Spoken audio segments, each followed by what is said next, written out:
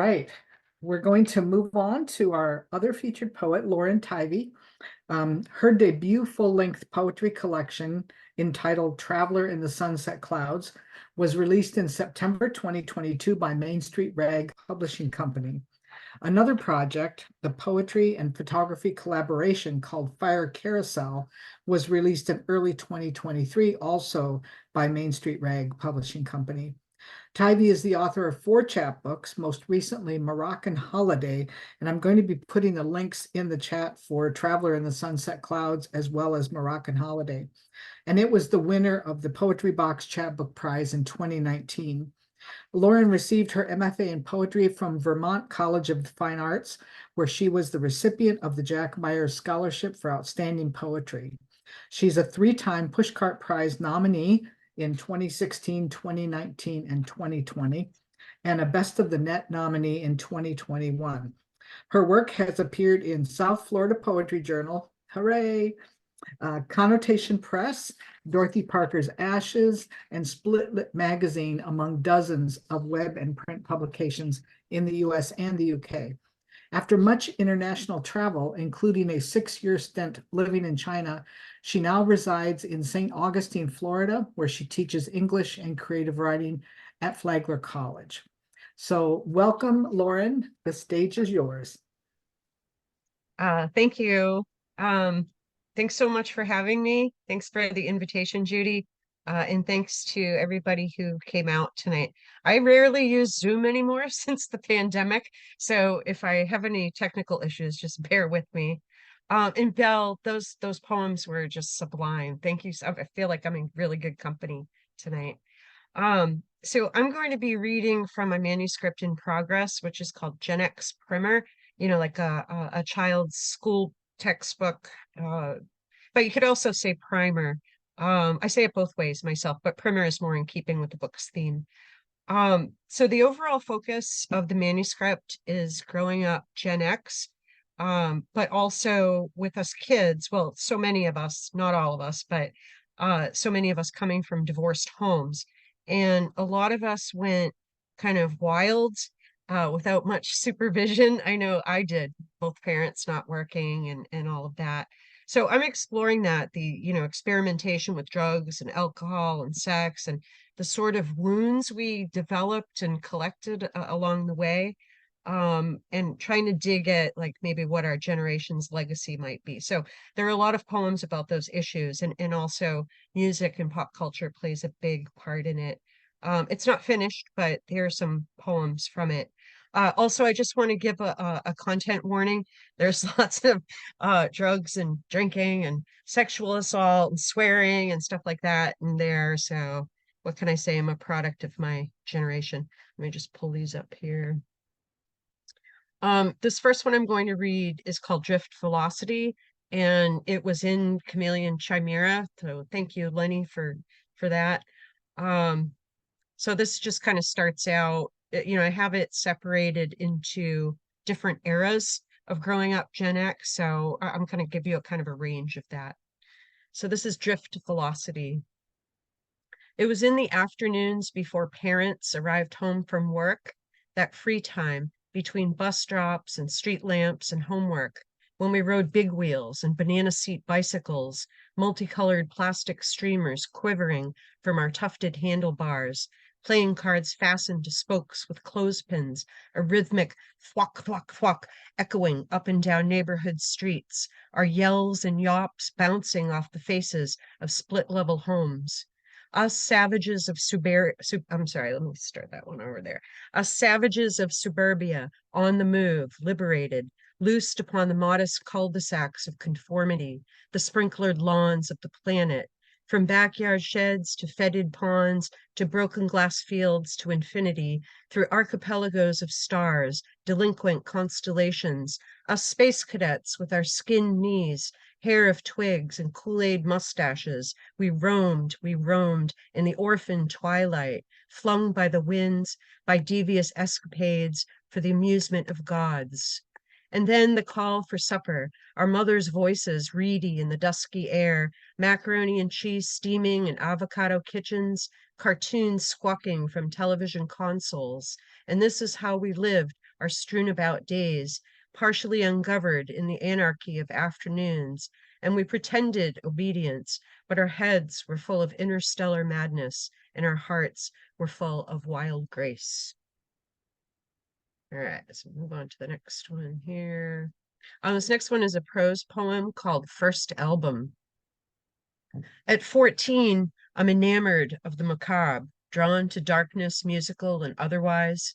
My friends are still listening to Sean Cassidy, all that wholesome blonde pop, which leaves me restless. One winter's day, my newly single, hungover father takes me to a record store in Nashua, New Hampshire, tells me to pick whatever I want. A raised eyebrow over the Blizzard of Oz album cover with an ominous long-haired Aussie, satin-caped and straining on a derelict attic floor, the strategic placement of cross, skull, and horns. But my father buys it for me. Some guilt involved with the divorce, say the bags under his eyes. Gray afternoon light permeates the plate glass windows, and the record rows gleam. It's a hallowed church of metal and angst, and I'm a fresh convert. The register rings, drawer slamming open as cash exchanges hands. My father never gave me much, but he gave me this, misery bursting into bats. All right, and this next one, I've been doing this sort of experimentation. I've been doing these columnar poems. So like you'll have one column here and one column there, and you can read the first column all the way down and have it make sense. Then read the second column all the way down and have it make sense, or read it across and have it make sense. So I've been working on some of those in this, just playing around and having fun. So I'm going to read it across. Anyways, this one is called Huffing. Louisa's family keeps pigs, rough barn out back, tractors and gas cans. Near the putrid sty, her gaggle of younger brothers, little criminals, little devils, into everything, no supervision. Amid the primal grunting, gross, flabby flopping, snuffling snouts, mud sloshing of swine, the boisterous brothers get us girls to try huffing, hovering over gas cans. And because we are bored with country life, bold and daring, we do. Pristine pink mouths on the filthy metal spout. Fumes hit the brain, a metal pole splicing through subcortical tissue, the farmyard lurid, serial killer gray. Squealing pigs in their own soil, the muck and nightmare haze. Boys imbalanced, flailing, me and Louisa crawl around the pit of doom, terrified, our minds gone as the spinning sky presses down, won't stop, longest 2 minutes of my life, until the vapors dissipate, until the head clears, and I need to vomit. Pull my shaky body into the house while the boys whoop and call, the pigs snorting in scorn for more, more, more. All right, and moving along. This one, I've got a lot of childhood friends in here. Their names have been changed to protect the guilty. Anyways, this one is called the Starlight Arcade. We ditched school, hitchhiked to the mall, its gloomy, carpeted gallery of machines, dings, and buzzers, our pockets full of coins. Stoned again. Becky packing a quarter-ounce of weed, Shan's silver flask, me toting Marlboros, and all afternoon, it's Pac-Man, Donkey Kong, but I like pinball the best to keep my reflexes sharp and fast. We try our hand at skee ball, bust a gut when Shan's rogue ball almost smashes nearby Dragon's Lair. No one cares, the shaggy-haired clerk just as high. He shuffles behind the counter, disappears into the curtained back room. And then we're out into the day's glare, ducking behind a dumpster to smoke and drink, hit the pipe again. We piss behind bushes, dive for cover as a police cruiser rounds the corner, laughing our asses off. One day in the future, we won't talk to each other. Kids, jobs, suburban banality, all that. But for now, we're close, each one-upping the other in sheer audacity, defiance, rebellion. We stumble back into the arcade, with prim middle-class shoppers glaring at us, shaking their neat, coiffed heads at our ripped jeans, heavy makeup, enviably lithe bodies, our youth, intensity. Back, back we go to the cool where the black ceiling is swimming with stars. All right. And this next one is called The Smoking Boot. There I was, debating the merits of the Devil's Tritone and whether Black Sabbath, by Black Sabbath, off the album Black Sabbath, was the granddaddy of all metal, with Becky's dickhead boyfriend, and the Jack Daniels was free flowing. So maybe I was, let's just say, a bit exuberant of hand gesture. And the glowing ember of my Marlboro went sailing into my unlaced Timberland boot, unbeknownst to me as I argued with him. When he turned to harass another party goer, I was relieved, took a hit off the bong, shook my head. What was he doing here with teenagers, this 27-year-old? Reliving glory days? We all despised him. Well, everyone except Becky, and since we loved her, we had to tolerate her old man. Then I saw the spiral of smoke climbing, stinging my eyes. Where is that smoke coming from? Glances all around, bloodshot eyes, goofs and grins. No one knew. It was just more smoke in a room full of smoke. My ankle grew hot, so I peered in closer. Wait a minute, my fucking boot's on fire. They laughed, turned back to their conversations. It's like that time I was looking at a tree frog and it jumped on my face, clung to my nose as I screamed, cross-eyed at his little sucker feet, which refused to budge, and I had to claw him away. That's it, see, the odd occurrence, a smoking boot, attack of a tree frog, a grown man at a high school party, those devilish interludes everyone's vaguely aware of but ignores, the uneasy notes indicating that things are not what they seem. Shrugging, I took the dregs of a Budweiser, doused my foot, and took another hit. Carried on, as one does. All right. This next one is the title poem, Gen X Primer. It's a prose poem, but it's also an abecedarian. So it's just kind of all ran together, though. So you can listen and hear if you can hear the letters of the alphabet in there in order. What I mean. So Gen X Primer. After the boomers come you busters with your breakfast club angst, your wailing in gymnasiums like Cobain, your tattooed cheerleaders, your mosh pit of Doc Martens, crowd surfing, seeking ecstasy, coke, shrooms, you flannel-clad oddballs, first screen addicts, first gamers with your Atari Pong blipping. Hopeless and mesmerizing, your grainy televisions flickering with the fall of the wall, rocket explosions, AIDS, and OJ's glove.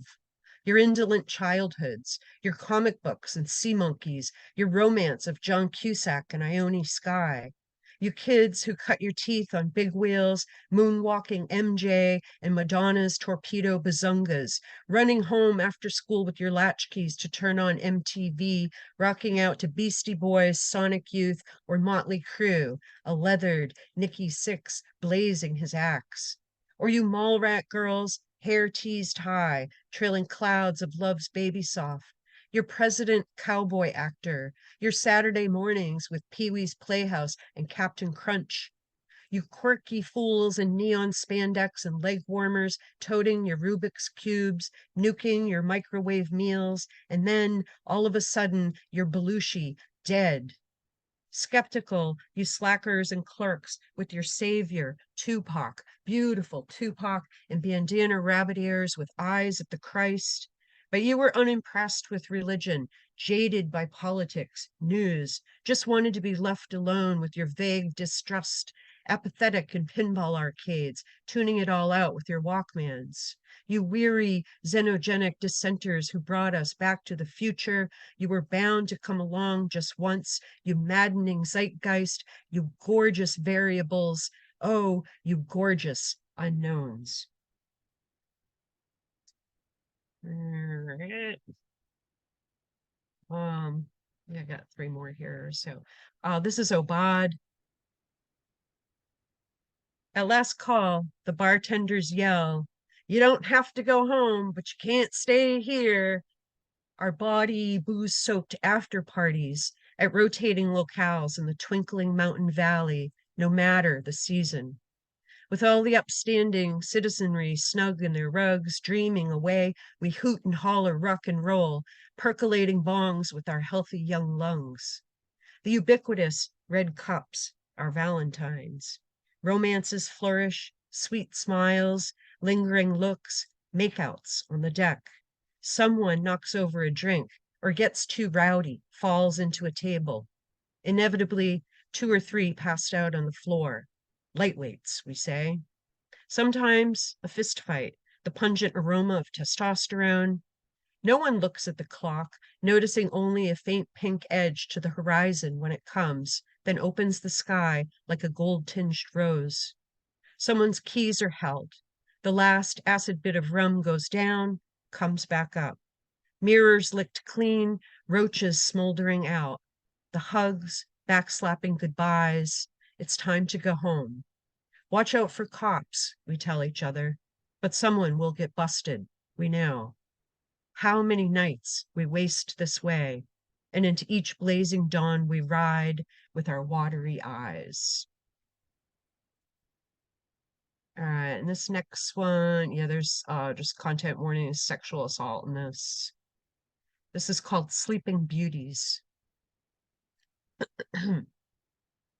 You know those chain pie places with the orange roofs just off the highway, where an ancient waitress named Dot or Gert swishes by in nylons, orthopedic shoes pumping against greasy beige tiles. That's where I worked the line, slopping out omelets, hash browns, partying every night. High tolerance. I was young, could put away a 12-pack, ingest or inhale various illegal substances, then pull off a shift with ease. My boss, the manager, did it to other girls as well. A prep cook, some younger waitresses. This was before we knew about each other, before we started blabbing about Tony. Tony the Tiger, we called him. Harmless invitation to play cards, have a few drinks, unwind after the 3 to 11. The look of surprise on his face when I woke up in his bed. A weak dose. I came to, and he'd never seen that.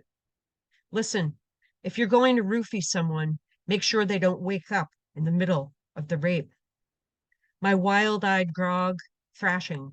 He ushered me into clothes, out the door, and as I walked the starry road home, stupefied, my senses came back slow.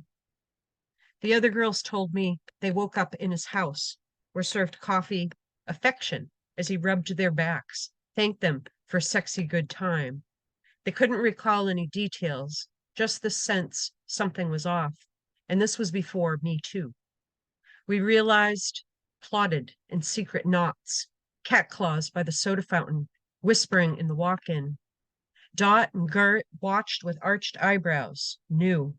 They'd been compromised in other places, other times. We were all awake and furious. So we plotted, we sharpened, we ran him out of his job and went on collecting our paychecks. All right, and then I've got one more here. It's the last one. It's a prose poem. It's called Rock and Roll Hobo, and I mean hobo as in a woman's handbag. So Rock and Roll Hobo. Worn black leather slouch with 6-inch fringe, shiny silver concho, the bottomless bag that held all my supplies, the wallet with cash and cards, keys, hairbrush, sunglasses, corkscrew and bottle opener, cassette tapes and CDs, rolling papers, pipe, quarter-ounce of weed, varying levels, Italian switchblade, brass knuckles, mace, emery boards, band-aids, Tampax, razor blades, and straws. I could fit an entire bottle of wine in there. Panties after one-night stands, tissues, pack of Camels and a Zippo, and extra flints too. Cherry chapstick, pens. No phone, not until flip phones came around. I was prepared for anything. I had the sling over my shoulder just right, and it hung like a dream. My bag of goodies, my bag of tricks, the things I carried. Once a 22 for someone and a box of bullets, envelopes of cash, plastic baggies, random dudes' phone numbers on cocktail napkins, concert ticket stubs, lipstick, compact powder, eyeliner, paperback books. Once, even a checkbook until I fucked that up. It was heavy. It was all so heavy, and it dragged me down into the gutter where I used it as a pillow. That's it. Thank you. Let's go back here. Thank you. Thank you very much, Lauren. We really, really appreciate those very energetic, wonderful poems that brought back so many images and occurrences and things from the past. Really wonderful. You just embodied a whole generation, a whole time period in a number of poems. It's great. Thank you. Thank you.